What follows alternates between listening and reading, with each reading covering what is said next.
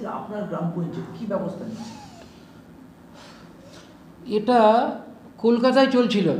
আমি কলকাতায় অনেকটা বছর কাটিয়েছি। ফলে সেখানে ডেঙ্গিটা সবসময় দেখবে যে মিষ্টি জলের উপর হয়। মিষ্টি জলের উপর লার্ভাগুলো, মশা চায়ের কাপ বলুন, অনেক সেখানে জল জমা রাখে, যেহেতু টাইমলি জল আসে, তাহলে সেই খোলা জায়গায় ডেঙ্গির প্রভাবটা বেশি। কিন্তু এখন আমাদের এদিকেও ডেঙ্গির প্রভাবটা চলে আসছে। কলকাতায় সব কর্মসূত্রে থাকছে এবং সেখানে অসুস্থ হয়ে যখন ফিরে আসছে, এখানে দেখা যাচ্ছে তার ডেঙ্গি হয়েছে। তো ফলে ন্যাচারালি আমরা তো প্রিকশন নিচ্ছি, খবর তো হয়ে যাচ্ছে সঙ্গে সঙ্গে। তাকে মশারির মধ্যে রাখা, পরিবারের পর থেকে তার সঙ্গে যুক্ত হতে না বলা, সরাসরি যাতে ব্লাড রিলেশন যাতে না আসে সেইগুলো চেষ্টা করছি। আমরা ভেক্টর বর্ন ডিজিজ যেগুলো আছে সেগুলো প্রতিরোধ করার জন্য স্প্রে থেকে শুরু করে আমাদের ভিআরপি টিমটা খুব সুন্দর, ভারী সুন্দর কাজ করছে। আর পাশেই রয়েছেন আমাদের জনস্বাস্থ্যের সঞ্চালক, তিনিও এই ব্যাপারে ভীষণভাবে কার্যকরী ভূমিকা নিচ্ছেন, প্রতিটি ক্ষেত্রেই নেন। তিনি কর্মসূত্রে শিক্ষক, কিন্তু তার মধ্যেও সময় বার করে তিনি এইটার গুরুত্ব উপলব্ধি করে পঞ্চায়েতের কেউ যাতে ডেঙ্গিতে আক্রান্ত না হয়, আক্রান্ত হলে যাতে তার প্রিকশনটা না হয় সে ব্যাপারে। দুর্যোগ থেকে শুরু করে ডেঙ্গু থেকে শুরু করে বিভিন্ন জলজবাহী রোগ, আমরা রাজ্য সরকারের নির্দেশক্রমে প্রত্যেকে আমরা এই ডেঙ্গু থেকে বিভিন্নভাবে বিভিন্ন রোগ প্রতিরোধের ক্ষেত্রে সচেষ্ট রয়েছি। কিন্তু সরকার যতই চেষ্টা করুক না কেন, প্রতিটি মানুষকে নিজের শরীরের প্রতি যত্নবান হতে হবে। যত্রতত্র যাতে নিজের বাড়ির চারিদিকে জল না জমতে পারে একটু লক্ষ্য রাখার আবেদন অনুরোধ করি। এবং মশারি টাঙিয়ে ঘুমানো, আনন্দ তখনই সবাইকে একত্রিত করবে যখন আমি নিজে সুস্থ থাকব, আমরা প্রত্যেকে সুস্থ থাকব। তাই এই পুজোকে কেন্দ্র করে, এটা আমাদের বাঙালির কাছে খুবই গর্বের দুর্গাপুজো, শ্রেষ্ঠ পুজো। এই পুজোকে আনন্দ করে সপরিবারে প্রত্যেকে আমরা আনন্দ উপভোগ করব, শারীরিকভাবে সুস্থ থাকব। এই ডেঙ্গু এবং স্কাব ভাইরাসকে একটু প্রতিরোধ করার জন্য কি ব্যবস্থা নিচ্ছেন গ্রাম পঞ্চায়েত তরফ থেকে?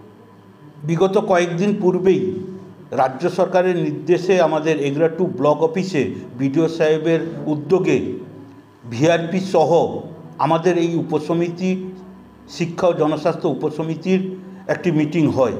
সেই মিটিংয়ে ভিআরপিদের করণীয় কী কাজ, আমাদের জনপ্রতিনিধিদের কী করণীয় কাজ, এই সম্পর্কে রাজ্য সরকারের নির্দেশিকা আমরা পেয়েছি। ডেঙ্গু প্রতিরোধের ক্ষেত্রে মূল প্রতিবন্ধকতা হচ্ছে, যেহেতু ডেঙ্গু মশাটি অল্প জলে ডিম পাড়ে, তাই অল্প জল, যেমন ডাবের খোলা, আবর্জনা, বাড়িতে ব্যবহৃত নষ্ট হয়ে যাওয়া কোনো পাত্র, এটা যাতে যত্রতত্র না ছড়িয়ে ছিটিয়ে থাকে, তার জন্য আমরা ভিআরপিদের সঙ্গে একত্রিতভাবে জনপ্রতিনিধিরা ইতিমধ্যে আমরা গোটা গ্রাম পঞ্চায়েতে সার্ভে করছি এবং তার জন্য এই জলে লার্ভা যাতে না ডিম পাড়তে পারে তার জন্য কিন্তু তার নির্দিষ্ট ওষুধ স্প্রে করা হচ্ছে। কিন্তু সর্বোপরি কথা, সরকারের কোনো নির্দেশিকা, কোনো উদ্যোগ সার্থক হবে যখন জনজাগরণ হবে।